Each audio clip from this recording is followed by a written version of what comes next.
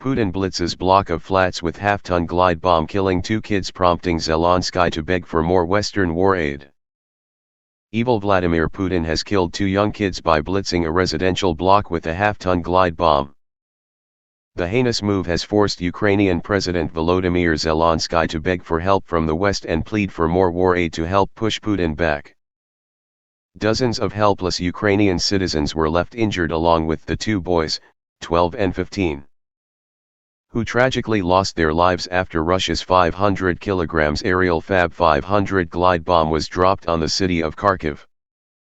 The targeted airborne assault decimated a 9-floor block of flats just moments before Halloween started on Wednesday night.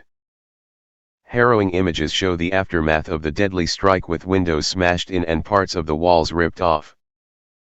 One chilling image appears to show a child's coat hanging from a loose hook on a roof from a caved-in apartment.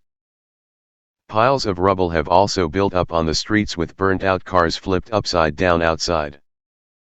Teams of firefighters and emergency rescue crews have been searching through the debris for hours for any sign of victims or survivors. Cranes have even been deployed to help with the desperate search. 3 deaths have been confirmed so far.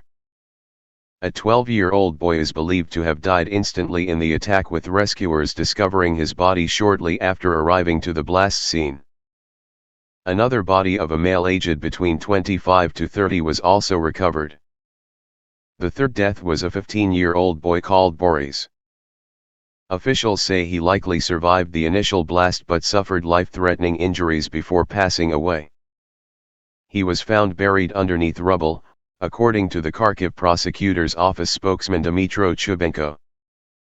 Boris was first reported missing shortly after the bombing, with locals holding on to hope that he may have survived. The aunt of the missing boy told local media, "My nephew is under the rubble there. Boris, 15 years old. He is in the room where everything collapsed and where they are now trying to find him.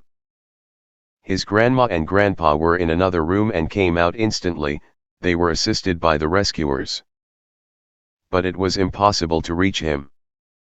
At least 35 residents were also left badly wounded in the blast, with some people still unaccounted for.